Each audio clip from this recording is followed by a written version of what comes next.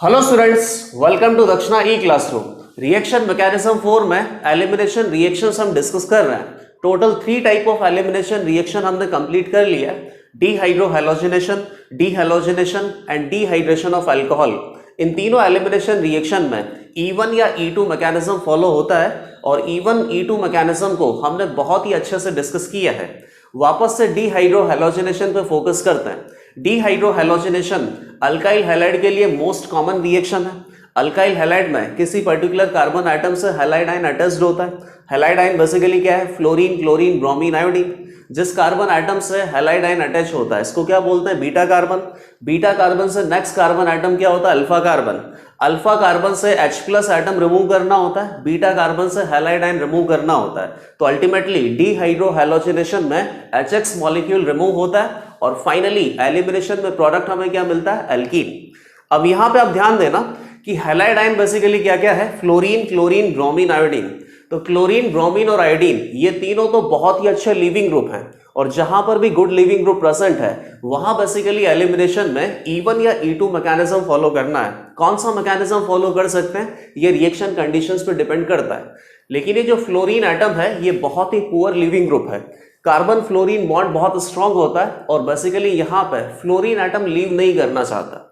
तो basically E1 और E2 mechanism यहां पे फॉलो नहीं होता है। तो अल्काइल फ्लोराइड पे एलिमिनेशन रिएक्शन नहीं होती है क्या? बिल्कुल होती है, लेकिन यहां मैकेनिज्म डिफरेंट फॉलो करना होता है और ये मैकेनिज्म क्या है? E1CB। तो अब इस चैप्टर में बेसिकली E1CB मैकेनिज्म और एक लास्ट में EI मैकेनिज्म पढ़ना बाकी है। E1CB पे हम ध्यान देते हैं। क्या हमने अभी तक एस्टेब्लिश कर लिया है कि E1CB मैकेनिज्म कहां पे फॉलो करना होगा? Poor leaving group.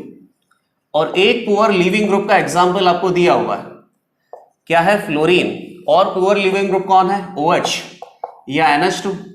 NH2 और OH जो पुअर लिविंग ग्रुप है इनको गुड लिविंग ग्रुप में कन्वर्ट करना आपको आता है।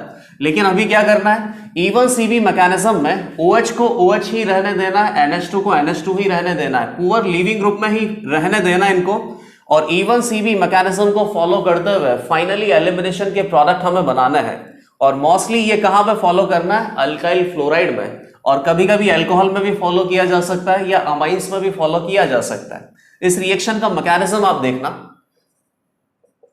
सबस्ट्रेट मॉलिक्यूल आपको पता चल गया अल्काइल फ्लोराइड। लेट अस से कि अल्काइल फ्लोराइड मैंने यहां पे बना लिया। बेस का प्रेजेंस होगा, बेस की प्रेजेंस में हम हीट करेंगे तो फाइनली एलिमिनेशन के प्रोडक्ट हमें मिलेंगे। लेकिन E1 या E2 मैकेनिज्म फॉलो नहीं किया जा सकता क्योंकि फ्लोरीन यहां पे पुअर लिविंग ग्रुप है। अब इसमें मैकेनिज्म आप देखना, एलिमिनेशन के प्रोडक्ट हमें क्या मिलेगा? Basically alkene. कौन सा एल्कीन मिल सकता है? 1 ब्यूटीन मिल सकता है, 2 ब्यूटीन मिल सकता है। सेटजेफ एल्कीन या हॉफमैन एल्कीन, कौन सा मेजर प्रोडक्ट होगा वो सब मैकेनिज्म के बाद ही पता चलेगा। तो बताइए, ये कार्बन कौन सा हो गया? Alpha carbon. और ये कौन सा हो गया? Beta carbon. बीटा कार्बन पे क्या प्रेजेंट है? H प्रेजेंट है। तो एक बार आप ये देखो कि E2 एलिमिनेशन का मैकेनिज्म हम कैसे फॉलो करते हैं। E2 एलिमिनेशन में कंसर्टेड मैकेनिज्म होता है। कंसर्टेड मैकेनिज्म का क्या मतलब होता है कि जिस तरीके से यहां पे हाइड्रोजन एटम रिमूव हो रहा है एकदम साइमल्टेनियसली उसी टाइम पे हैलाइड आयन भी यहां पे रिमूव हो रहा है और एक ही स्टेप में पर्टिकुलरली एलिमिनेशन के प्रोडक्ट हमें मिल जाता है। एक से ज्यादा स्टेप कंसर्टेड मैकेनिज्म में नहीं होता है। तो अगर E2 एलिमिनेशन के जैसे आप इसको ट्रीट करो, E1CB एलिमिनेशन मैकेनिज्म है, लेकिन पहले आप यहां पे देखिए कि E2 रिएक्शंस अगर आप फॉलो करते हो तो उसमें प्रॉब्लम क्या आ सकता है। तो बेस क्या करता है? अपने इलेक्ट्रॉन देता है बीटा कार्बन पे जो H+ प्रेजेंट होता है इसको। तो अपने इलेक्ट्रॉन देने के बाद यहां पे बॉन्ड का फॉर्मेशन होता है। फिर ये कार्बन हाइड्रोजन बॉन्ड के जो इलेक्ट्रॉन है ये बेसिकली कार्बन के साथ पाई बॉन्ड का फॉर्मेशन करने का कोशिश करते हैं। तो यहां से ये बॉन्ड ब्रेक होता है, कार्बन कार्बन में पाई बॉन्ड डेवलप होता है। लेकिन ये कार्बन फ्लोरीन बॉन्ड बहुत ही स्ट्रांग होता है। तो ये जो फ्लोरीन एटम है यहां से लीव नहीं करता, डस नॉट लीव। और अगर ये लीव नहीं करता है तो ये जो कंसर्टेड मैकेनिज्म है E2 एलिमिनेशन का ये फॉलो नहीं किया जा सकता और E2 एलिमिनेशन के मैकेनिज्म से एलिमिनेशन के प्रोडक्ट हमें यहां पे नहीं मिलेंगे। तो फिर यहां पे E1CB मैकेनिज्म फॉलो करना होता है। अब ये बेसिकली किस तरीके से होता है? ये बीटा कार्बन है, दोनों बीटा कार्बन पे मैंने हाइड्रोजन इंडिकेट किए। दोनों में से कहीं से भी बीटा कार्बन से H+ एटम को रिमूव किया जा सकता है। तो जो फर्स्ट स्टेप होती है, फर्स्ट स्टेप में क्या करता है, ये बेस बीटा कार्बन से H+ को कंप्लीटली रिमूव कर लेता है। इसका मतलब क्या होगा कि एक से ज्यादा स्टेप में ये मैकेनिज्म कंप्लीट होगा और पहले H+ यहां से रिमूव होगा, फिर बाद में F- रिमूव होगा। तो बेसिकली यहां पे इंटरमीडिएट आपको क्या मिल सकता है, कार्बोनाइन। दोनों कार्बोनाइन पॉसिबल इंटरमीडिएट बना दिया है। कार्बोनाइन इंटरमीडिएट मिल रहा है, इसीलिए इसका नाम क्या है, E1CB conjugate base. Conjugate base basically क्या होता है, एनाइन होता है। इंटरमीडिएट मिला है कार्बोनाइन। सेकंड स्टेप में क्या हो सकता है, उससे पहले आप ये बताइए कि दोनों कार्बोनाइन में से ज्यादा स्टेबल कौन है, ये 2 डिग्री कार्बोनाइन है, ये 1 डिग्री कार्बोनाइन है। 1 डिग्री कार्बोनाइन ज्यादा स्टेबल होता है, तो ये बेसिकली मेजर अमाउंट में होगा और ये माइनर अमाउंट में होगा। सेकंड स्टेप में क्या होगा कि ये नेगेटिव चार्ज अल्फा कार्बन के साथ पाई बॉन्ड का फॉर्मेशन करेगा, और जब ये पाई बॉन्ड का फॉर्मेशन करेगा तो अब फ्लोरीन एटम को जबरदस्ती यहां से लीव करवाना है। ये पाई बॉन्ड का फॉर्मेशन किया, फ्लोरीन एटम को अब लीव करना पड़ेगा।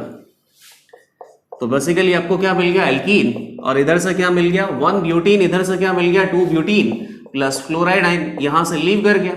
अब बताइए यहां पे मेजर प्रोडक्ट कौन सा हो सकता है, तो जो मोर स्टेबल इंटरमीडिएट है वहीं से हमें मेजर प्रोडक्ट बनाना है। मोर स्टेबल इंटरमीडिएट कौन सा है, जो 1 डिग्री पे एनाइन है, तो बेसिकली ये जो 1 ब्यूटीन है ये मेजर प्रोडक्ट है, और जो 2 ब्यूटीन है ये माइनर प्रोडक्ट है।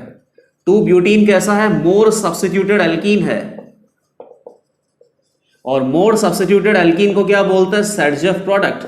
तो यहां पे बेसिकली सेडजेफ प्रोडक्ट क्या होता है, माइनर प्रोडक्ट, और जो 1 ब्यूटीन है ये लेस सब्स्टिट्यूटेड है,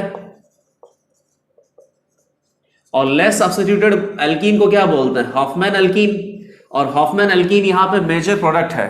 तो हॉफमैन एल्कीन मेजर प्रोडक्ट होगा या फिर सेडजेफ एल्कीन मेजर प्रोडक्ट होगा, ये हम इस तरीके से यहां पे याद नहीं रखेंगे, आप केवल मैकेनिज्म को फॉलो कीजिए। मैकेनिज्म में क्या करना है, बीटा कार्बन से H+ रिमूव करना है और इंटरमीडिएट क्या बनाएंगे, कार्बोनाइन।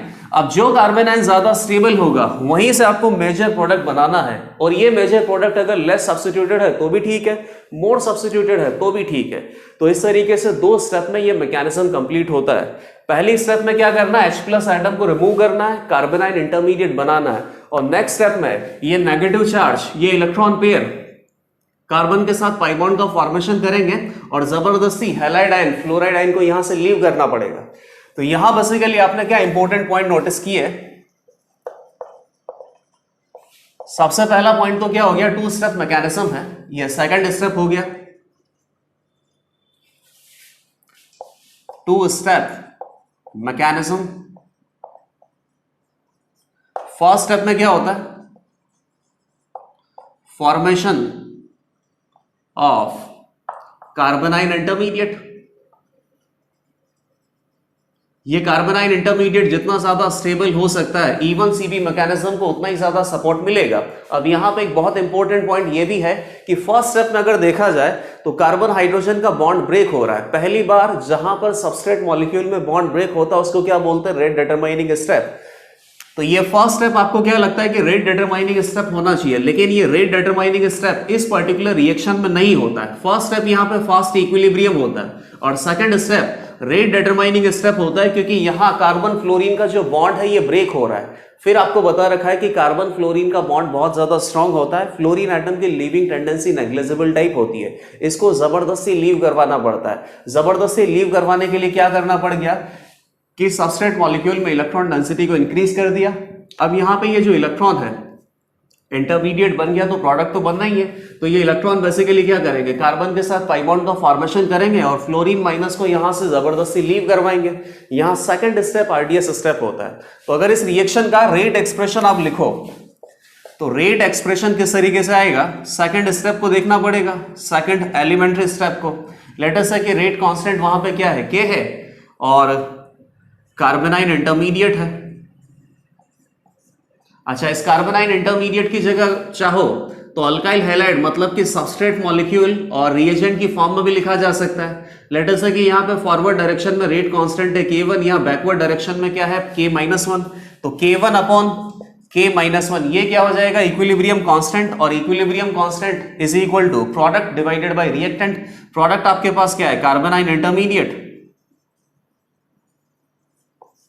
डिवाइडेड बाय रिएक्टेंट में कौन है, अल्काइल फ्लोराइड है और बेस है। तो आप चाहे तो कार्बोनाइन इंटरमीडिएट की जगह K1 divided by K-1 into alkyl fluoride into OH minus यहां पे पुट कर सकते हैं। तो ये रेट एक्सप्रेशन बेसिकली क्या आ जाएगा, new rate constant K dash into RF into OH minus. तो इस रेट एक्सप्रेशन से आपको क्या पता चल रहा है कि अल्काइल फ्लोराइड की कॉन्सेंट्रेशन और बेस की कॉन्सेंट्रेशन दोनों पे E1CB मैकेनिज्म फॉलो करता है या E1CB मैकेनिज्म डिपेंड करता है। E1CB मैकेनिज्म इसको क्यों बोल रहे हैं, क्योंकि इंटरमीडिएट क्या मिल रहा है, कार्बोनाइन, और कार्बोनाइन को बेसिकली हम क्या बोल सकते हैं, कॉन्जुगेट बेस। और पॉइंट यहां पे क्या हो सकता है, रेट एक्सप्रेशन आपने लिख लिया, नेक्स्ट पॉइंट क्या होगा कि आरडीएस स्टेप कौन सा है, आरडीएस स्टेप है यहां पे सेकंड स्टेप, और सेकंड स्टेप में बेसिकली क्या हो रहा है, जो फ्लोराइड आयन है ये लीव कर रहा है। अगेन कार्बोनाइन जितना ज्यादा स्टेबल होगा E1CB मैकेनिज्म को उतना ही सपोर्ट मिल सकता है। तो एक मोस्ट इंपॉर्टेंट पॉइंट यहां पे क्या होगा, presence of electron withdrawing group. Electron withdrawing group carbanion को स्टेबल कर सकता है, इलेक्ट्रॉन विड्रॉइंग ग्रुप एनाइन को स्टेबलाइज करता है, ये आपको ऑलरेडी पता है। Presence of electron withdrawing group on gamma carbon with respect to poor leaving group can support E1CB mechanism। अब ये गामा कार्बन पे क्यों प्रेजेंट होना चाहिए देख लेते हैं। लेट अस से कि यहां पे कोई पुअर लीविंग ग्रुप लगा हुआ है,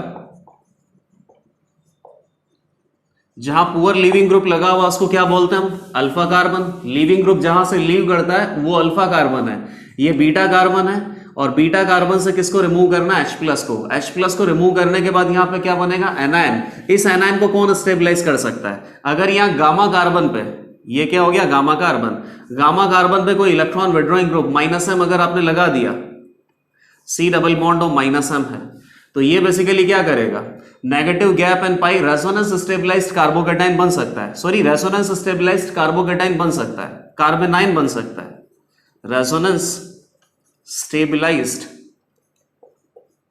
कार्बोनाइन।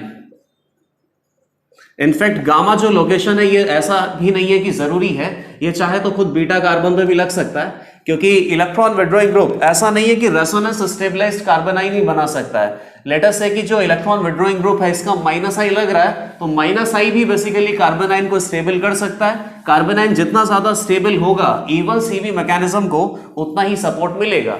तो ये E1CB मैकेनिज्म हमने कंप्लीट कर लिया है। ये बेसिकली कहां पॉसिबल है, जहां पर पुअर लिविंग ग्रुप प्रेजेंट है। पुअर लिविंग ग्रुप कौन है, फ्लोराइड आयन, या फिर और कौन हो सकता है, OH ग्रुप, या फिर और कौन हो सकता है, NH2 ग्रुप। और आपको और कैसे पता चल सकता है कि E1CB मैकेनिज्म को सपोर्ट मिल रहा है, तो E1CB मैकेनिज्म में कार्बोनाइन इंटरमीडिएट बनता है, तो कार्बोनाइन इंटरमीडिएट को स्टेबलाइज करने के लिए सबस्ट्रेट मॉलिक्यूल में कोई इलेक्ट्रॉन विड्रॉइंग ग्रुप प्रेजेंट होना चाहिए। और फाइनली E1CB मैकेनिज्म को फॉलो करके हम एलिमिनेशन के प्रोडक्ट बना सकते हैं।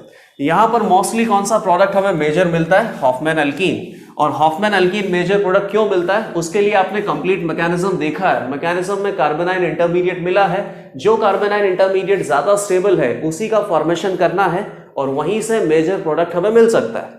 तो यहां पे E1CB मैकेनिज्म के लिए कुछ क्वेश्चंस हम डिस्कस करेंगे। टोटल 4 to 5 क्वेश्चंस हैं। सारे क्वेश्चंस बेसिकली बहुत इजी हैं, आप सबसे पहले इनको अटेम्प्ट कर लेना। डबल बॉन्ड, ये OH लगा दिया। अब अल्कोहल है, तो आपको ऐसा लगेगा कि अल्कोहल में तो सर E1 मैकेनिज्म फॉलो होता है, डिहाइड्रेशन ऑफ अल्कोहल हमने पढ़ा हुआ है। लेकिन डिहाइड्रेशन ऑफ अल्कोहल में बेसिकली क्या होता है, एसिड होता है यहाँ पे रिएजेंट, तो एसिड अपना H+ देता है, ये H+O के लॉन पेयर पे चिपकता है, जिससे OH good leaving group OH2+ में कन्वर्ट होता है। अब OH2+ यहाँ से लीव करता है तो कार्बोकेटाइन इंटरमीडिएट बनता है, और कार्बोकेटाइन के बीटा कार्बन से H+ रिमूव करने के बाद finally alkene as a product हमें मिलता है। यहां पर बेसिकली रिएजेंट में आपको क्या मिलेगा, OH-। तो ऐसा नहीं है कि OH को आप इस OH को किसी गुड लिविंग ग्रुप में कन्वर्ट करके E1 मैकेनिज्म फॉलो कर सकते हो, नहीं, यहां पे यही लिविंग ग्रुप है OH, और OH के बारे में आपको पता है कि पुअर लिविंग ग्रुप है। जहां पुअर लिविंग ग्रुप है वहां कौन सा मैकेनिज्म फॉलो होगा, E1CB। तो ये देख लीजिए रिएजेंट आपको क्या मिला है, base in presence of heat. Heat करेंगे तो फाइनली आपको E1CB मैकेनिज्म को फॉलो करने के बाद फाइनल प्रोडक्ट मिल जाएंगे। क्वेश्चन सेकंड, यहां पे पीएच मतलब कि बेंजीन रिंग लगा हुआ है, इधर फ्लोरीन लगा दिया। थर्ड, रिएजेंट हर किसी में सेम होगा, बेस और heat. Benzene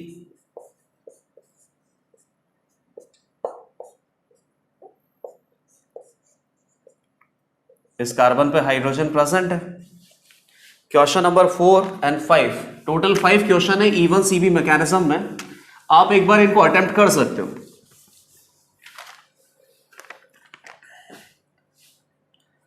CHCl2 CF2F base in presence of heat। Question number 5 question बहुत इंपॉर्टेंट है। यहां से भी आपको एक कंफ्यूजन क्लियर होगा कि क्या E1 CB मैकेनिज्म में हमेशा ही हॉफमैन एल्कीन बना के आना है या फिर सेटजेफ एल्कीन भी यहां पे प्रोडक्ट मिल सकता है। तो मैंने अभी तक आपको यही बताया कि यहाँ कंप्लीट मैकेनिज्म आपको फॉलो करना है। बीटा कार्बन से H+ को रिमूव करना है, कार्बोनाइन इंटरमीडिएट बनाना है। अब इस कार्बोनाइन इंटरमीडिएट में जो मेजर अमाउंट हो सकता है, जो ज्यादा स्टेबल होगा वो मेजर अमाउंट में होगा। तो बेसिकली जो ज्यादा स्टेबल कार्बोनाइन इंटरमीडिएट है वहीं से आपको मेजर अमाउंट में एल्कीन बनाना है। तो फर्स्ट क्वेश्चन आप देखिए, ये तो सिंपल है।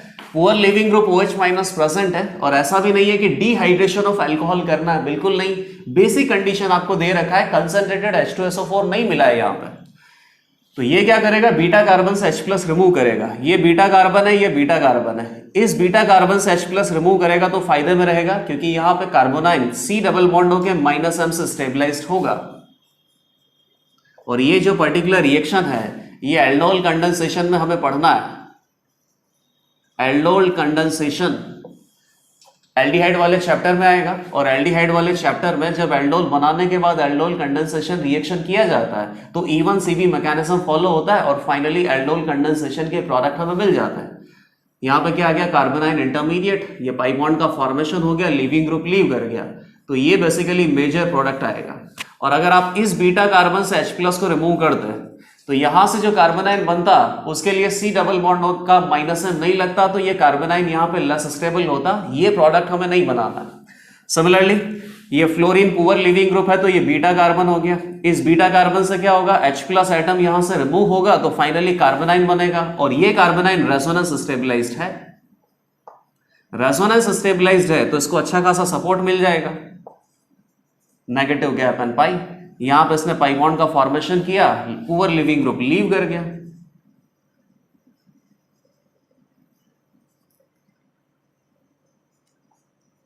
ये पीएच बना दिया। थर्ड, यहां पर भी बहुत अच्छा इंटरमीडिएट का फॉर्मेशन होगा। ये बीटा कार्बन है, बीटा कार्बन से H+ को रिमूव किया तो इंटरमीडिएट देखना, जो कार्बोनाइन इंटरमीडिएट है वो बहुत ज्यादा स्टेबल है। बेसिकली ये कार्बन है और फ्लोरीन है, एक कार्बन एक्स्ट्रा है। अब देखिए इस इंटरमीडिएट पे ध्यान दीजिए, cyclopentadienyl anion, negative gap pi gap negative, complete cyclic resonance है इसमें, और 6 इलेक्ट्रॉन का रेजोनेंस है, मतलब कि ये 6 इलेक्ट्रॉन एरोमेटिक एनाइन यहां पे मिला है। बहुत ज्यादा स्टेबल एनाइन है, मतलब E1 CB मैकेनिज्म को सपोर्ट करेगा। फाइनली पाई बॉन्ड का फॉर्मेशन हुआ, लिविंग ग्रुप लीव कर गया।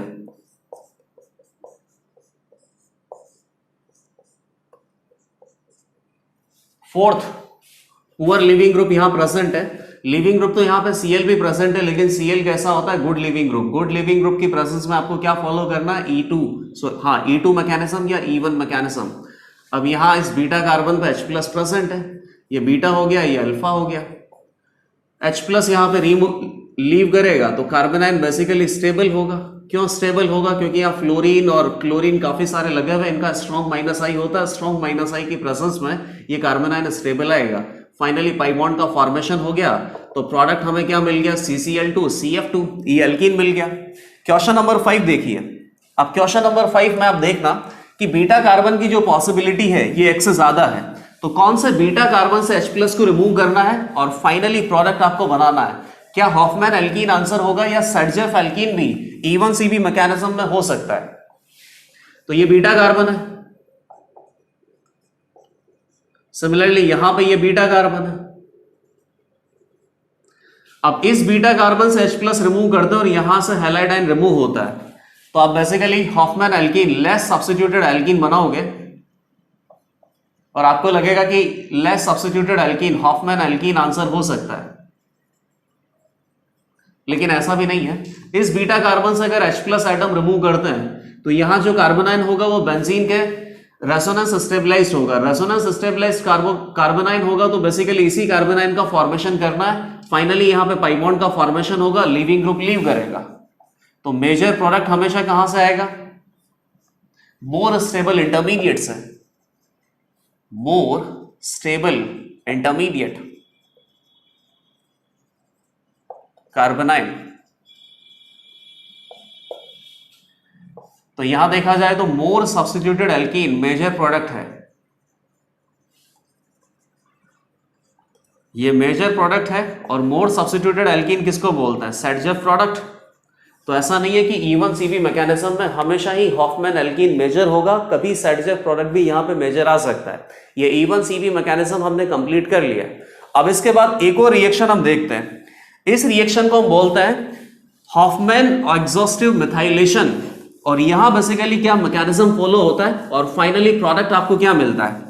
आज के लेक्चर में जितने भी मैकेनिज्म आप पढ़ेंगे या जितने भी रिएक्शंस पढ़ेंगे, इनमें जनरली अगर एक स्टेटमेंट बोला जाए तो ये बेसिकली क्या होगा कि हॉफमैन एल्कीन यहां पे मेजर प्रोडक्ट मिलता है। तो पहला मेजर प्रोडक्ट मिलने का जो कंडीशन था वो आपने पिछले लेक्चर्स में देखा था, वो बेसिकली क्या था कि नॉर्मल E2 रिएक्शन होता है, लेकिन E2 रिएक्शन में जो बेस है अगर उसकी साइज बड़ी कर दी जाए, बल्कि बेस, तो उस केस में भी हॉफमैन एलिमिनेशन के प्रोडक्ट हमें मेजर अमाउंट में मिलते हैं। सेकंड केस आपने क्या देख लिया, जहां पुअर लीविंग ग्रुप प्रेजेंट है वहां पर भी हॉफमैन एल्कीन मेजर प्रोडक्ट मिल सकता है। और थर्ड और फोर्थ ऑप्शन अभी आने वाले हैं। थर्ड रिएक्शन बेसिकली क्या है? हॉफमैन, नाम में ही लिखा है हॉफमैन एग्जॉस्टिव मिथाइलेशन। पूरा नाम आपको इसको पता चल जाएगा कि इस तरीके से इसका नेम क्यों दिया हुआ है। उसके लिए कंप्लीट रिएक्शन मैकेनिज्म आपको देखना पड़ेगा। और फाइनली इस रिएक्शन में हॉफमैन एल्कीन मेजर प्रोडक्ट होता है। हॉफमैन एल्कीन मेजर प्रोडक्ट, यहां पे कोई स्पेशल मैकेनिज्म फॉलो नहीं करना है, एग्जैक्टली E2 मैकेनिज्म ही फॉलो होता है। लेकिन यहां आप बेसिकली सबस्ट्रेट मॉलिक्यूल पे ध्यान देना।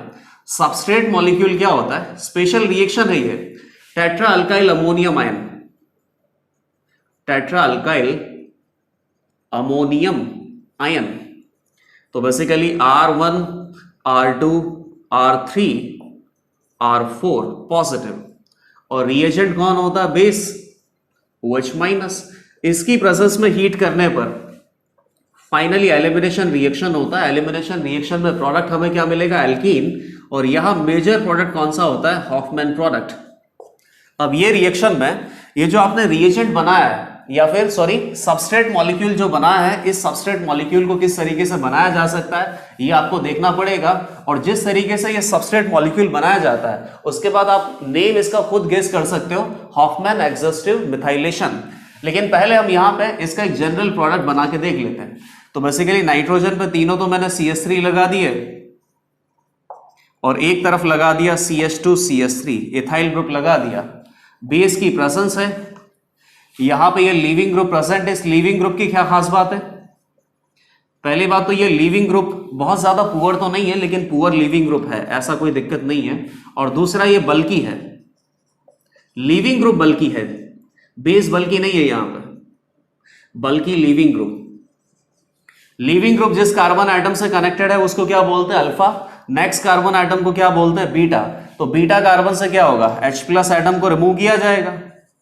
ये बेस क्या करेगा? बीटा कार्बन से H प्लस को रिमूव करेगा। तो यहाँ कार्बन हाइड्रोजन का जो बॉन्ड है ये ब्रेक होगा। इस बॉन्ड से यहाँ पे पाई बॉन्ड का फॉर्मेशन होगा। पाई बॉन्ड का फॉर्मेशन होने के बाद ये लीविंग ग्रुप यहाँ से लीव कर जाएगा। तो फाइनली हमें प्रोडक्ट क्या मिल गया? CH2 CH2। और ये जो लीविंग ग्रुप है, नाइट्रोजन के ऊपर 3 अल्काइल ग्रुप हैं, ये बेसिकली ट्राई मिथाइल अमाइन, ये लीविंग ग्रुप यहाँ से अलग हो गया। तो प्रोडक्ट आपको क्या मिल गया? एल्कीन। एल्कीन में कौन सा प्रोडक्ट हमें बनाना है? हॉफमैन एल्कीन मेजर प्रोडक्ट होगा। अब फिलहाल यहाँ तो पॉसिबिलिटी एक ही थी क्योंकि एक ही अल्काइल ग्रुप ऐसा है जिसमें बीटा कार्बन प्रेजेंट है। इन अल्काइल ग्रुप को अगर देखा जाए तो इनमें तो बीटा कार्बन ही नहीं है, तो यहां पर से एल्कीन बनने का तो पॉसिबिलिटी ही नहीं है। लेकिन अगर ये अल्काइल ग्रुप भी काफी लंबे होते और इनमें भी बीटा कार्बन प्रेजेंट होता, यहां से भी एलिमिनेशन का प्रोडक्ट मिलने का पॉसिबिलिटी होता। तो बेसिकली आपको हमेशा ये ध्यान रखना है कि हॉफमैन एल्कीन मतलब कि लेस सब्स्टिट्यूटेड एल्कीन ही यहां पर मेजर प्रोडक्ट मिलेगा। अब बेसिकली ये जो tetra alkyl ammonium ion substrate molecule है, ये हमने किस तरीके से प्रिपेयर किया, तो ये शुरुआत से हम देख लेते हैं। CH3CH2NH2, ये क्या, इथाइल अमाइन,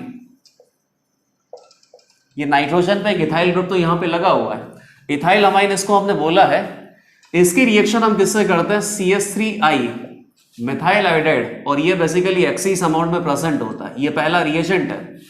इसके बाद मोइस्ट Ag2O, वाटर प्रेजेंट है Ag2O, तो सिल्वर हाइड्रोक्साइड बन जाएगा। सिल्वर हाइड्रोक्साइड मतलब OH माइनस आयन का प्रेजेंस है, और इसको फिर हीट करते हैं तो फाइनली आपको एलिमिनेशन का प्रोडक्ट मिलता है एल्कीन, और कौन सा मेजर प्रोडक्ट आता है, हॉफमैन प्रोडक्ट। अब इसकी कंप्लीट मैकेनिज्म हम देखते हैं। एग्जॉस्टिव मिथाइलेशन, इसका मतलब क्या होगा कि मिथाइल ग्रुप एग्जॉस्ट होगा यहाँ पे, या मिथाइल ग्रुप कंज्यूम होगा, तो मिथाइल ग्रुप बेसिकली नाइट्रोजन के ऊपर ही जाके अटैच होगा, तभी आपको क्या मिलेगा, टेट्रा अल्काइल अमोनियम आयन। और ऐसा होना ही है, ये एक न्यूक्लियोफाइल है और यहाँ पे लिविंग ग्रुप प्रेजेंट है, नॉर्मल SN2 रिएक्शन होगा।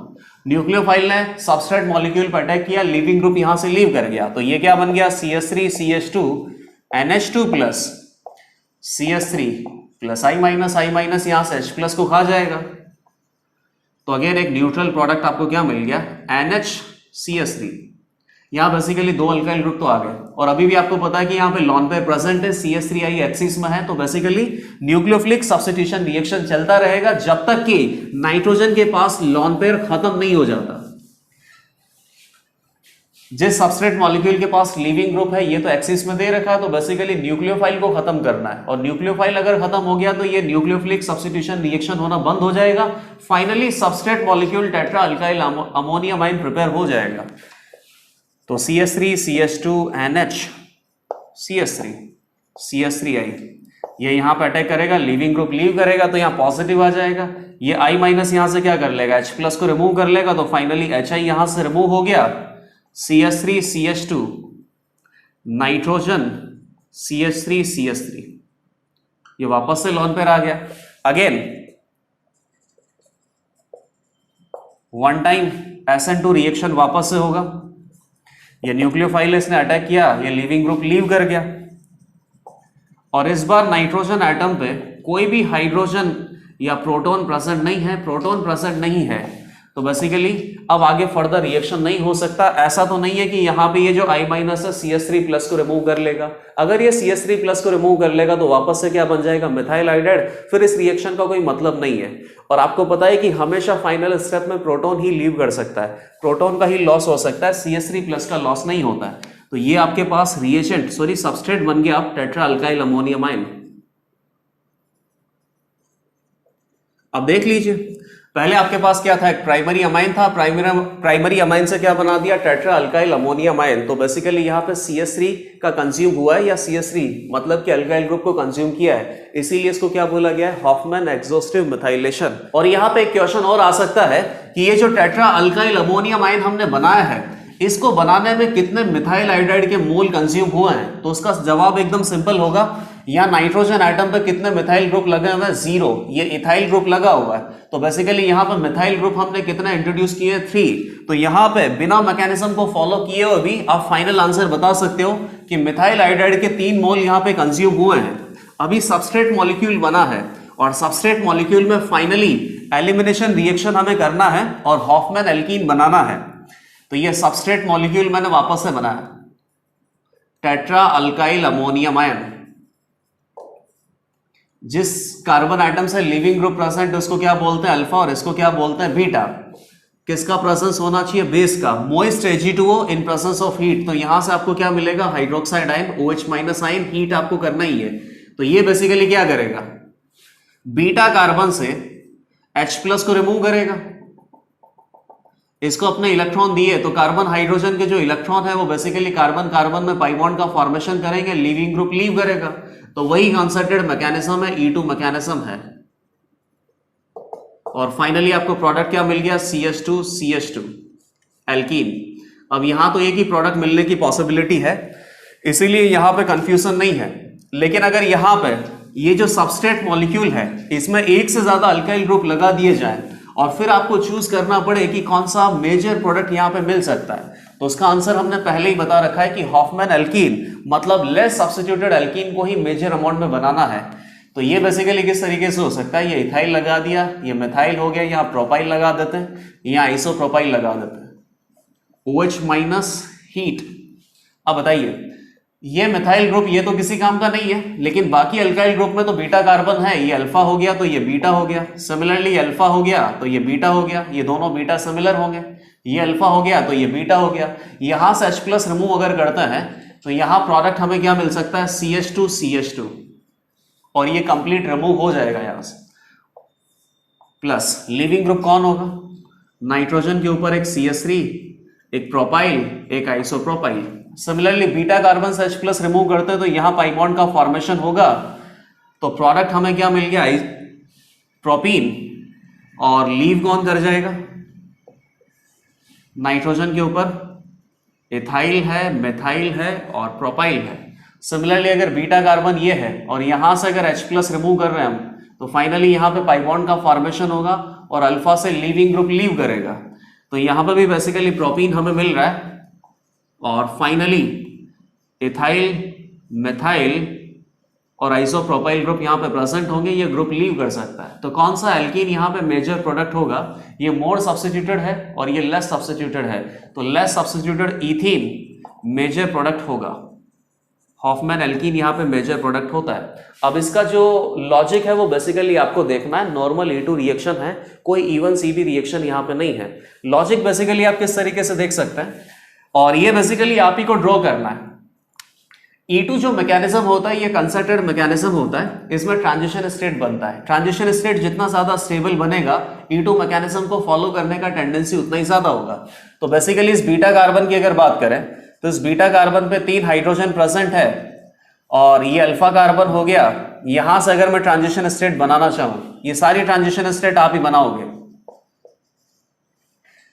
तो इसको किस में बनाना पड़ेगा, न्यूमैन प्रोजेक्शन में बनाना पड़ेगा। उसके बाद आप देखना कि जो लीविंग ग्रुप है और अल्फा कार्बन पे लीविंग ग्रुप है और बीटा कार्बन पे हाइड्रोजन एटम है, इन दोनों को ऑपोजिट में लेके जाना। एंटी एलिमिनेशन का प्रोडक्ट आप बनाना चाहते हो तो बीच में ये जो ट्रांजिशन स्टेट बनेगा, इस ट्रांजिशन स्टेट का स्टेबिलिटी आपको कंपैरिजन करना है। ट्रांजिशन स्टेट का स्टेबिलिटी अगर ज्यादा होगा तो वहीं से हमें मेजर प्रोडक्ट बना के आना है, और ये ट्रांजिशन स्टेट का जो स्टेबिलिटी है वो basically less substituted alkyl group की तरफ से आएगी। तो यहां इसका एक ट्रांजिशन स्टेट में बना देता हूं।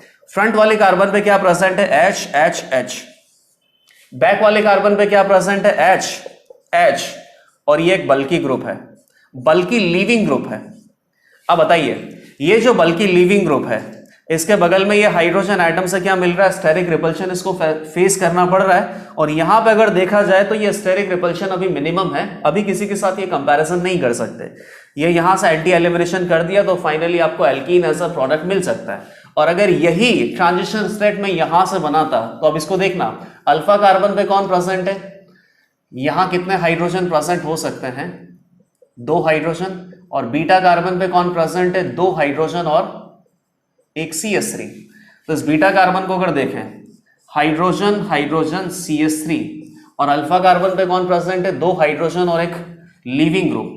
ये हाइड्रोजन हाइड्रोजन और लीविंग ग्रुप में कौन है, इथाइल हो गया, मिथाइल हो गया और एक आइसोप्रोपाइल हो गया। अब इन दोनों ट्रांजिशन स्टेट में आप बेसिकली कंपेयर कीजिए स्टेबिलिटी का, तो आपको लगेगा कि जो सेकंड ट्रांजिशन स्टेट आपने बनाया है इसमें बेसिकली ये CH3 और इस लीविंग ग्रुप के बीच में स्टेरिक रिपल्शन है। स्टेरिक रिपल्शन है तो इस ट्रांजिशन स्टेट का स्टेबिलिटी कम होगा, स्टेबिलिटी कम होगा तो इस तरीके से प्रोडक्ट हमें नहीं बनाना है। प्रोडक्ट हमें किस तरीके से बनाना है, इस तरीके से। और यहां से बेसिकली एक ही पॉइंट नोटिस आ रहा है कि हॉफमैन एल्कीन मेजर प्रोडक्ट यहां पे मिल सकता है। अब इसी पर्टिकुलर मेथड के ऊपर बेस्ड कुछ क्वेश्चंस हम अटेम्प्ट करेंगे। टोटल यहां पे भी 5 क्वेश्चंस हैं, क्वेश्चन सारे इजी होंगे। बस ध्यान आपको क्या रखना है कि हॉफमैन एल्कीन ही मेजर प्रोडक्ट बनाना है। Tetra alkyl ammonium ion reaction हम किससे कर सकते हैं, इसका बेस से और हीट आपको करना पड़ेगा। यहां पे आपको चाहे तो रिएक्शन शुरुआत से भी दिया जा सकता है, या फिर रिएक्शन में tetra alkyl ammonium ion already prepare करके और फाइनली प्रोडक्ट बनाने के लिए भी दिया जा सकता है। जैसे कि फर्स्ट क्वेश्चन अगर देखा जाए तो फर्स्ट क्वेश्चन में इनिशियल से रिएक्शन आपको दे रखा है। पहले आपको प्राइमरी अमाइन दे रखा है, फिर इस प्राइमरी अमाइन की रिएक्शन CH3I मिथाइल आयोडाइड से करेंगे और मिथाइल आयोडाइड यहाँ पे एक्सिस में दे रखा है। उसके बाद ये टेट्रा अल्काइल अमोनियम आयन में कन्वर्ट होगा और फिर उसके बाद मोइस्ट Ag2O, यहां से क्या मिलेगा OH माइनस आयन, और फाइनली हीट करने के बाद हॉफमैन एल्कीन हमें बनाना है। सेकंड इजी है क्योंकि यहां पे tetra alkyl ammonium ion already बना के दे रखा है। थर्ड, सिमिलरली ये भी बहुत इजी एग्जांपल है।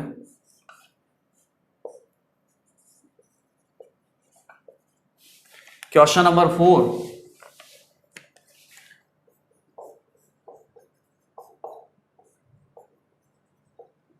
Heat 5। Question number 1 and question number 5 ये दोनों एग्जांपल बहुत अच्छे हैं क्योंकि यहां पे फाइनल प्रोडक्ट के अलावा कुछ और भी आपसे पूछा जाएगा। और वो क्या पूछा जा सकता है कि मिथाइल आयोडाइड के कितने मोल यूज हुए हैं, मोइस्ट Ag2O और हीट। तो फर्स्ट क्वेश्चन में हम देखते हैं। सबसे पहले तो इसको टेट्रा अल्काइल अमोनियम आयन में कन्वर्ट करने के लिए 3 टाइम्स यहां पे न्यूक्लियोफिलिक सब्स्टिट्यूशन रिएक्शन होगा। 3 मिथाइल ग्रुप यहां पे लगेंगे, तो 3 मोल तो आपने यूज कर लिए। स्टेप बाय स्टेप आप सारा दिखा सकते हो। CH3 CH3 CH3 positive. अब बेस है, बेस की प्रेजेंस में एलिमिनेशन होगा तो ये क्या हो गया अल्फा कार्बन, ये हो गया बीटा कार्बन। बीटा कार्बन से H+ रिमूव करना है और अल्फा कार्बन के साथ पाई बॉन्ड का फॉर्मेशन करना है। ये OH माइनस इसको रिमूव करेगा तो यहां पाई बॉन्ड का फॉर्मेशन होगा, लीविंग ग्रुप लीव कर जाएगा। तो प्रोडक्ट आपको क्या मिल गया, एक ही प्रोडक्ट मिल सकता है, और ट्राई मिथाइल अमाइन यहां से लीव कर गया। तो मिथाइल आयोडाइड के कितने मोल यूज हुए 3, और फाइनली आपको प्रोडक्ट क्या मिल जाएगा साइक्लोहेक्सीन। यहां तो कोई दिक्कत था ही नहीं। अब इधर देखिए tetra alkyl ammonium ion already बना के दे रखा है। ये अल्फा बीटा, ये अल्फा बीटा, इधर अल्फा बीटा है नहीं, ये अल्फा और ये बीटा। यहां अगर हम एल्कीन बनाते हैं तो ये एल्कीन मोर स्टेबल होगा, मोर स्टेबल होगा और मोर सब्स्टिट्यूटेड होगा, तो वो माइनर अमाउंट में होगा, वो नहीं बनाना है। यहां से आपको सीधा नजर आ रहा है कि सबसे लेस सब्स्टिट्यूटेड एल्कीन क्या हो सकता है, CH2 एल्कीन ही हो, मतलब इथीन। ये आंसर हो गया। सिमिलरली आइसोप्रोपाइल है, सेकेंडरी ब्यूटाइल है, मिथाइल है और इथाइल है। इथाइल से हम आंसर बनाएंगे तो CH2 इथीन, ये मेजर अमाउंट में यहां पे मिलेगा। फोर्थ, इधर कोई बीटा कार्बन तो है नहीं, ये अल्फा बीटा। यहां से अगर एल्कीन बनाएंगे तो ये लेस सब्स्टिट्यूटेड होगा और इधर साइड से मोर सब्स्टिट्यूटेड आएगा। ये एक मिथाइल ग्रुप लगा रखा है, इस मिथाइल ग्रुप की वजह से मोर सब्स्टिट्यूटेड एल्कीन बनेगा। तो फाइनली आपको क्या करना है, इधर पाई बॉन्ड बनाना है और ये लीविंग ग्रुप अल्फा से लीव करेगा। तो ये प्रोडक्ट आपको क्या मिला है, लीव कर गया तो यहाँ पे लॉन पेयर आ जाएगा वापस से, और ये पाई बॉन्ड बना दिया। क्वेश्चन नंबर 5 देखिए। क्वेश्चन नंबर 5 बहुत इंपॉर्टेंट एग्जांपल है। यहां मल्टीपल स्टेप में इस रिएक्शन को प्रोसीड करेंगे, उसके बाद ही आंसर बन सकता है।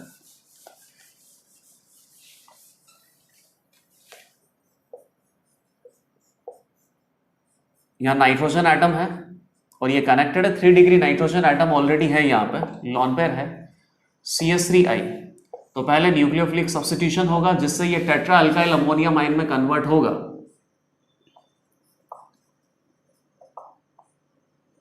और आपको लग ही जाएगा कि यहाँ पे मल्टीपल स्टेप में ही आंसर आने वाला है। OH माइनस क्या करेगा, बीटा कार्बन से H+ को रिमूव करेगा। तो ये अल्फा, ये बीटा, ये अल्फा, ये बीटा, इधर ये अल्फा और ये बीटा, सारे ऑलमोस्ट सिमिलर ही हैं, कहीं से भी आप रिमूव कर लो। तो बीटा कार्बन से क्या होगा, H+ रिमूव होगा, यहाँ पाई बॉन्ड का फॉर्मेशन होगा, ये लीविंग ग्रुप लीव कर गया, यहाँ पाई बॉन्ड आ गया। अब इसके बाद वापस से आप देखो, यहाँ पे ये वापस से ट्राई अल्काइल अमाइन में कन्वर्ट हो चुका है और यहाँ पे लॉन पेयर का प्रेजेंस है। तो अगेन वापस CH3I के साथ ये रिएक्शन करेगा, न्यूक्लियोफिलिक सब्स्टिट्यूशन रिएक्शन होगा, फिर वापस से एक CH3 यहाँ पे लगेगा, टेट्रा अल्काइल अमोनियम आयन में कन्वर्ट होगा, फिर एलिमिनेशन होगा, फिर यहाँ पे पाई बॉन्ड का फॉर्मेशन होगा। इसीलिए बोला था कि ये रिएक्शन बहुत इंपॉर्टेंट है। 1 मोल CH3 आई अभी तक यूज हो चुका है और वन टाइम एलिमिनेशन भी हो चुका है। अगेन CS3, अगेन CS3 यहां पे आ गया, ये पॉजिटिव आ गया, यहां पाई बॉन्ड ऑलरेडी बन चुका है। अब ये अल्फा हो गया, ये बीटा हो गया, बीटा कार्बन से H+ को रिमूव करना है, पाई बॉन्ड का फॉर्मेशन करना है, लीविंग ग्रुप लीव कर गया। वैसे आंसर तो आप डायरेक्ट बता सकते हो इजीली, अभी तक आंसर तो बन चुका है, इतना सोचने की जरूरत नहीं है उसमें।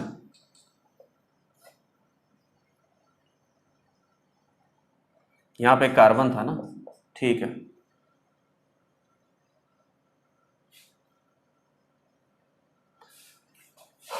तो 2 टाइम्स तो ये यूज हो गया।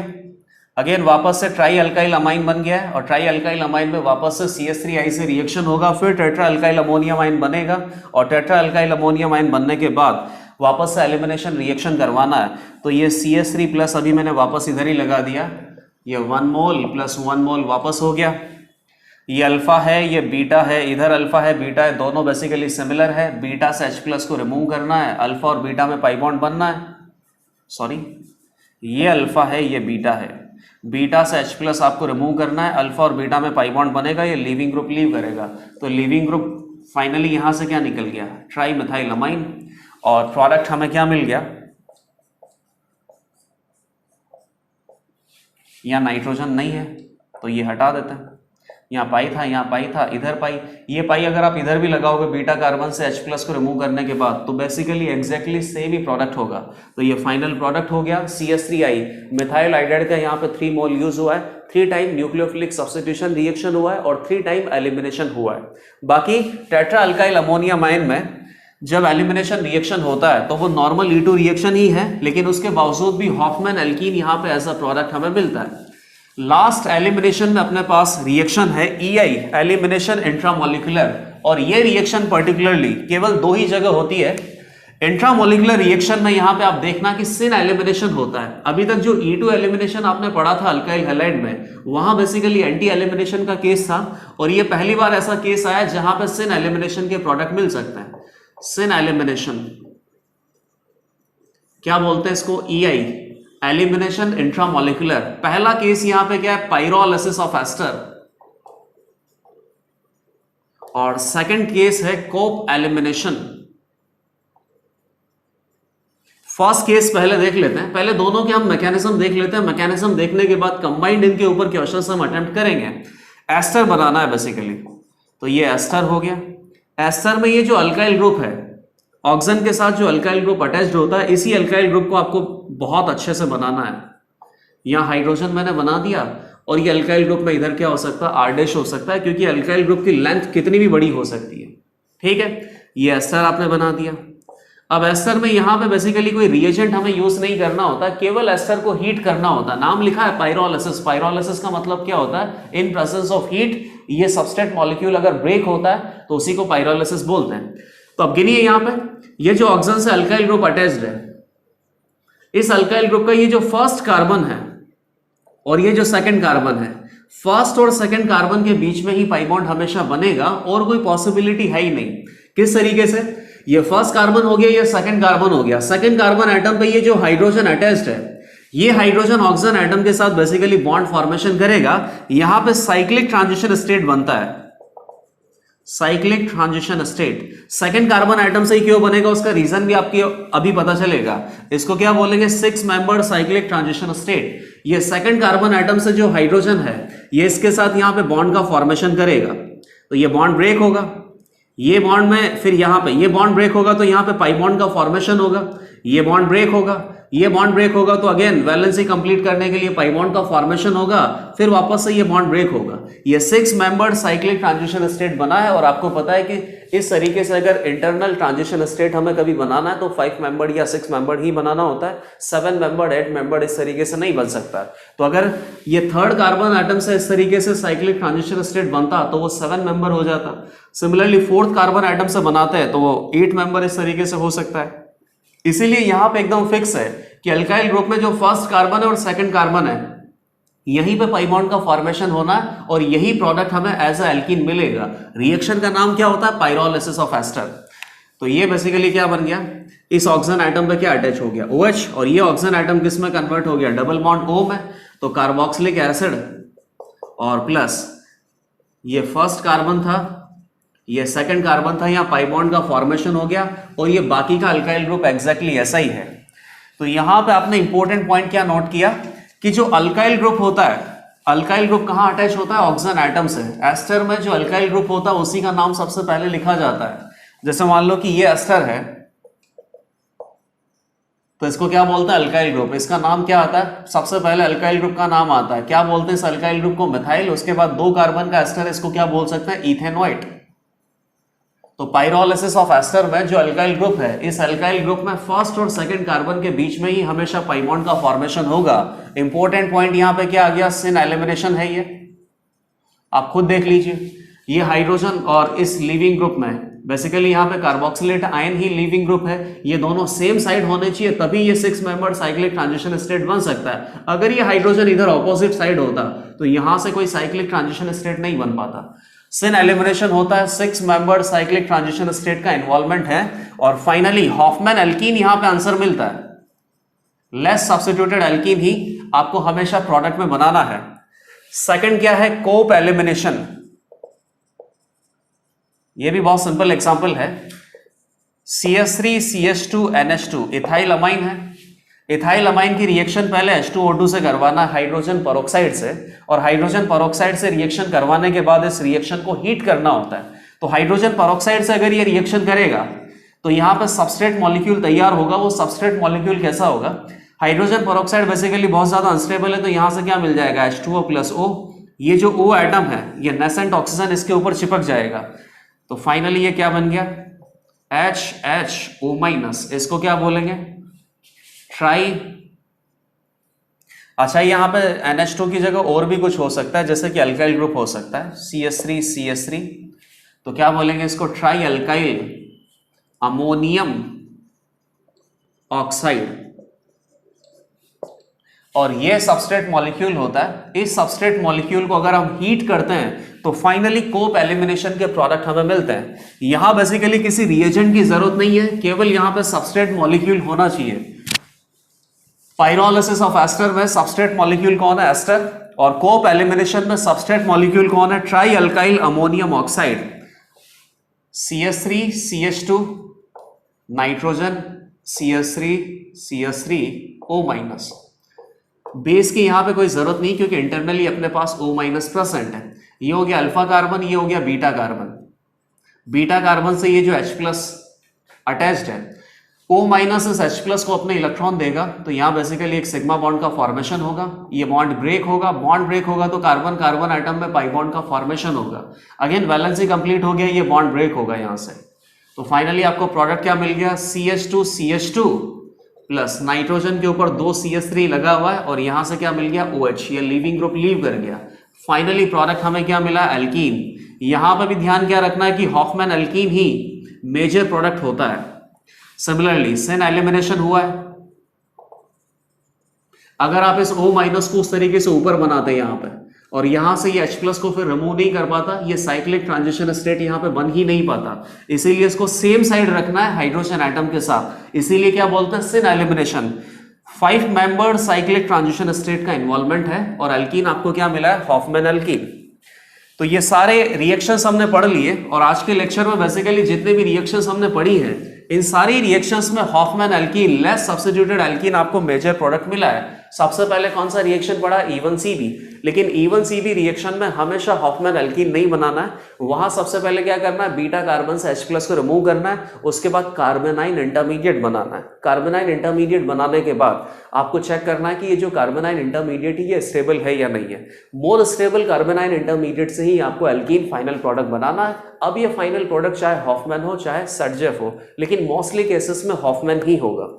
सेकंड और क्या पढ़ा, टेट्रा अल्काइल अमोनियम आयन में बेस के साथ अगर रिएक्शन करते हैं तो नॉर्मल E2 रिएक्शन होता है, और वहां पे भी Hofmann alkene as a product हमें मिलता है। इसके बाद क्या पढ़ लिया, EI एलिमिनेशन इंट्रामोलिकुलर, यहाँ पे बेसिकली दो रिएक्शन है, पाइरोलिसिस ऑफ एस्टर और सेकंड है कोप एलिमिनेशन। पाइरोलिसिस ऑफ एस्टर में एस्टर सबस्ट्रेट मॉलिक्यूल है, रिएजेंट और कोई नहीं है, केवल हीट करना है। हीट करने के बाद 6 मेंबर साइक्लिक ट्रांजिशन स्टेट बनता है और ऑक्सीजन एटम से जो अल्काइल ग्रुप अटैच होता है उस अल्काइल ग्रुप में फर्स्ट और सेकंड कार्बन एटम में पाई बॉन्ड का फॉर्मेशन होता है, finally alkene as a product हमें मिलता है। सिमिलरली यहां पे सबस्ट्रेट मॉलिक्यूल कौन है, try alkyl ammonium oxide ion. तो यहां अल्फा और बीटा कार्बन में ये जो 5 मेंबर साइक्लिक ट्रांजिशन स्टेट बनता है और फाइनली हॉफमैन एल्कीन हमें आंसर मिलता है। इधर भी सिन एलिमिनेशन से ही प्रोडक्ट हमें बनाना है। अब इन दोनों रिएक्शंस को कंबाइन करके कुछ पर्टिकुलर एग्जांपल्स हम डिस्कस करते हैं। टोटल 7 to 8 एग्जांपल हैं। फर्स्ट OAC और हीट, तो ये किसका एग्जांपल हो गया, पाइरोलिसिस ऑफ एस्टर। अब आप बोलोगे सर यहां पे एस्टर तो हमें दिखाई नहीं दे रहा, एस्टर ही है ये। AC क्या होता है, एसीटेट, C डबल बॉन्ड और CH3। AC हम किसको बोलते हैं, acyl group, CH3 C double bond हो। बाकी ऑक्सीजन के साथ ये अल्काइल ग्रुप आपने अटैच कर रखा है, इसको जस्ट आपको हीट करना है। तो जहां पर ये एसीटेट आयन प्रेजेंट है वो तो क्या हो गया, अल्फा। अल्फा के रेस्पेक्ट में ये क्या हो गया, बीटा कार्बन। 2 बीटा कार्बन हो तो बेसिकली 2 यहां पे एल्कीन, मतलब कि एलिमिनेशन के प्रोडक्ट मिल सकता है। एक एलिमिनेशन का प्रोडक्ट क्या होगा, 1 ब्यूटीन, सेकंड क्या होगा, 2 ब्यूटीन। 2 ब्यूटीन कैसा है, मोर सब्स्टिट्यूटेड, तो ये लेस अमाउंट में मिलेगा, क्योंकि आपको पता है कि पाइरोलिसिस ऑफ एस्टर में हॉफमैन एल्कीन मेजर अमाउंट में होता है, हॉफमैन प्रोडक्ट यहां पे मिलता है, लेस सब्स्टिट्यूटेड। इसको क्या बोलेंगे, सेडजेफ प्रोडक्ट। सेकंड, और यहां तो बेसिकली आपको ऐसा भी नहीं देखना पड़ा कि सिन एलिमिनेशन या एंटी एलिमिनेशन, क्योंकि यहां पे किसी भी कार्बन में कोई कॉन्फ़िगरेशन आपको बना के नहीं दे रखा। ये जो ग्रुप है एसीटेट आयन, इसके रेस्पेक्ट में इस कार्बन एटम पे 3 हाइड्रोजन एटम लगे हुए हैं, कोई ना कोई एक हाइड्रोजन एटम तो उसके साथ सिन साइड में होगा ही सही, उसको रिमूव किया जा सकता है। सिमिलरली इस बीटा कार्बन पे क्या लगा हुआ है, CH3 और 2 हाइड्रोजन एटम, कोई एक हाइड्रोजन एटम इस एसीटेट आयन के साथ सिमिलर पोजीशन में होगा या सिमिलर साइड में होगा, उनको एलिमिनेट करने के बाद फाइनली 2 ब्यूटीन हमें प्रोडक्ट मिल सकता है। लेकिन ये 2 ब्यूटीन जो है ये मोर सब्स्टिट्यूटेड है, लेस अमाउंट में मिलेगा, क्योंकि यहाँ सेडजेफ प्रोडक्ट लेस अमाउंट में ही मिलता है और हॉफमैन प्रोडक्ट मेजर अमाउंट में मिलता है। अब सेकंड क्वेश्चन ऑनवर्ड्स आपको समझ में आएगा कि ये जो सिन एलिमिनेशन आपने पॉइंट लिखा है इसका इंपॉर्टेंस है, और यहां पे आप सही तरीके से प्रोडक्ट बना पाओगे। क्वेश्चन नंबर 3, OAC, ड्यूटीरियम और हाइड्रोजन, इसको हीट किया जा सकता है। अच्छा, ये भी बहुत अच्छा क्वेश्चन है। यहां बेसिकली हमने 2 रिएजेंट यूज किए हैं और दोनों रिएजेंट के केस में क्या प्रोडक्ट आ सकता है। एक बार जस्ट आपने हीट किया है और सेकंड टाइम अल्कोहलिक KOH की प्रेजेंस में हीट किया है, तो क्या रिएजेंट चेंज करने से मैकेनिज्म चेंज हो जाएगा क्या, वो सब हम देखेंगे। क्वेश्चन नंबर 4, इस बार OAC को इन्होंने ओपन करके लिख दिया, एस्टर बना दिया कंप्लीट, कंफ्यूजन कम रहेगा यहां पे। CH3 यहां पे इसके ऑपोजिट में लगा हुआ है, हीट किया है। Question number 5, C double bond हो CH2 CH3। ये क्वेश्चन तो बहुत सिंपल है, लेकिन यहाँ स्टीरियो केमिस्ट्री इंपॉर्टेंट है। क्वेश्चन नंबर 6, CH3, यहां पे आपको ट्राई अल्काइल अमोनियम ऑक्साइड नहीं बना के दिया है, तो पहले H2O2 से रिएक्शन करना पड़ेगा, तब जाके ये ट्राई अल्काइल अमोनियम ऑक्साइड में कन्वर्ट होगा और उसके बाद हीट करना पड़ता है। क्वेश्चन नंबर 7, इसमें भी स्टीरियो केमिस्ट्री लाए हम। H ऊपर है, D नीचे है। हाइड्रोजन और ड्यूटीरियम दोनों ही बेसिकली एक तरीके से प्रोटॉन है, और किसी भी प्रोटॉन का लॉस हो सकता है, डिपेंड करता है कि मैकेनिज्म आप क्या फॉलो कर रहे हो। तो फर्स्ट रिएक्शन पे आते हैं। ये सारे क्वेश्चंस आप एक बार खुद अटेम्प्ट कर सकते हो, उसके बाद आप डिस्कशन में सारों के आंसर आप अच्छे से देखो। तो फर्स्ट क्वेश्चन तो हमने कर लिया है, सेकंड क्वेश्चन देखते हैं। OAC एस्टर है, पाइरोलिसिस ऑफ एस्टर है, ऑक्सीजन से जो कनेक्टेड ग्रुप होता है उसको क्या बोलते हैं, अल्काइल ग्रुप। और अल्काइल ग्रुप में जो फर्स्ट और सेकंड कार्बन है, ये जो अल्फा और बीटा कार्बन है, केवल वहीं पे पाई बॉन्ड का फॉर्मेशन होता है और फाइनली एज अ एल्कीन हमें प्रोडक्ट मिल जाता है। तो ये हो गया अपने पास अल्फा कार्बन, ये हो गया बीटा और ये हो गया बीटा। अब ये ऊपर है और यहाँ पे CH3 कहाँ ऊपर है, जबकि बीटा कार्बन पे H इसके साथ सेम साइड में होना चाहिए क्योंकि सिन एलिमिनेशन हमें करना है, और H तो यहाँ पे कहाँ होगा, नीचे होगा इस प्लेन से। तो इस साइड से तो एलिमिनेशन के प्रोडक्ट हमें मिल ही नहीं सकते, केवल ऊपर वाली साइड से एलिमिनेशन के प्रोडक्ट मिल सकते हैं। यहाँ पे 2 हाइड्रोजन होंगे, एक सेम साइड होगा एक ऑपोजिट साइड होगा, तो ये जो सेम साइड है OSE ग्रुप और हाइड्रोजन ये लीव कर जाएंगे और फाइनली प्रोडक्ट हमें ये मिलेगा। और इस कार्बन पे ये जो CH3 ऊपर वाली साइड दिखा रखा है उसको आपको एग्जैक्टली ऊपर वाली साइड ही दिखाना है, क्योंकि यहाँ पे कोई रिएक्शन हमने किया नहीं है। और इसको ऊपर वाली साइड इसलिए दिखाना है कि क्योंकि ये पर्टिकुलर कार्बन कायरल है और कायरल कार्बन का कॉन्फ़िगरेशन होता है। यहाँ पे अगर कोई कायरल कार्बन नहीं होता तब किधर भी दिखाओ कोई फर्क ही नहीं पड़ता। ये आंसर हो गया। सिमिलरली OSE को आपने हीट किया है तो पाइरोलिसिस ऑफ एस्टर ये ऊपर है, तो इसके साथ ऊपर कौन है, हाइड्रोजन, ये दोनों लीव कर जाएंगे, सिन एलिमिनेशन होगा। तो प्रोडक्ट हमें क्या मिल गया, पाई बॉन्ड आ जाएगा और ड्यूटीरियम यहाँ पे बचा हुआ है। अब इसको सॉलिड लाइन से रिप्रेजेंट कर रहा हूँ क्योंकि sp2 कार्बन ट्राइगोनल प्लेनर होता है, ट्राइगोनल प्लेनर में कोई वेज और डैश नहीं होता है। सिमिलरली अल्कोहलिक KOH की प्रेजेंस में क्या होता है, E2 एलिमिनेशन। E2 एलिमिनेशन कैसा होता है, एंटी। ये लीविंग ग्रुप OSE प्रेजेंट है तो ये हो गया अल्फा कार्बन, ये हो गया बीटा कार्बन। OSE के एंटी में कौन है, ड्यूटीरियम, तो ड्यूटीरियम यहां से लीव करेगा तो बेसिकली कौन लीव कर जाएगा, SeOD। और फाइनली प्रोडक्ट हमें क्या मिलेगा, साइक्लोहेक्सीन, और यहाँ हाइड्रोजन अटैच्ड होगा। ये बहुत अच्छा क्वेश्चन था। अल्कोहलिक KOH की प्रेजेंस में एंटी एलिमिनेशन, और जस्ट अगर आपने हीट किया है तो पाइरोलिसिस ऑफ एस्टर का केस है, वहां सिन एलिमिनेशन होता है। सिमिलरली ये ऊपर दिखा रखा है, CH3 नीचे दिखा रखा है, तो यहाँ पे ऊपर कौन होगा, H। सिन एलिमिनेशन का केस है, ये अल्फा बीटा। तो प्रोडक्ट हमने क्या बना दिया, ये।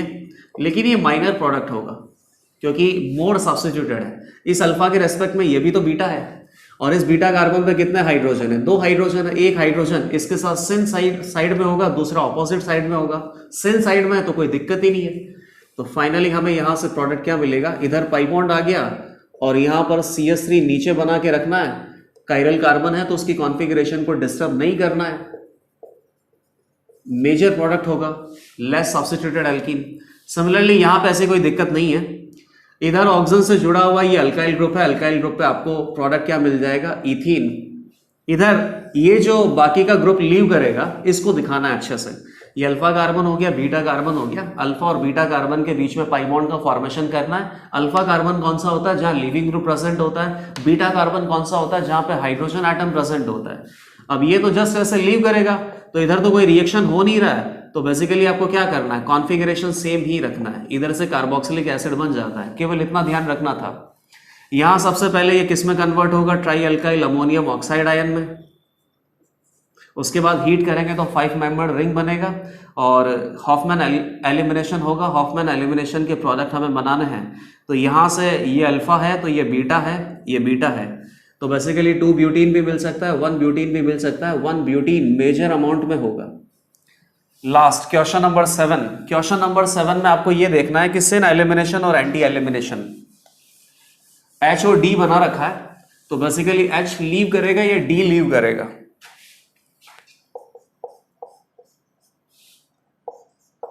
CH3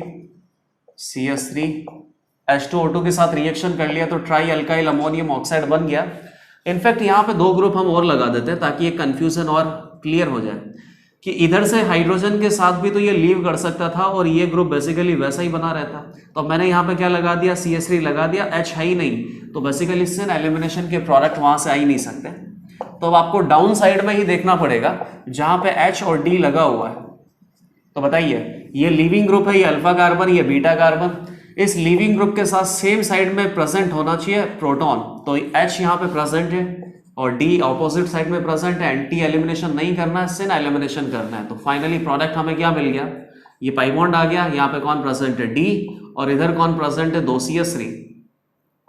यहाँ पर सारे जो एलिमिनेशन के मैकेनिज्म है वो हमने पढ़ लिए। E1 E2 पहले पढ़ लिया था और आज हमने क्या पढ़ लिया, E1 CV मैकेनिज्म और EI मैकेनिज्म, इंट्रामोलिकुलर एलिमिनेशन।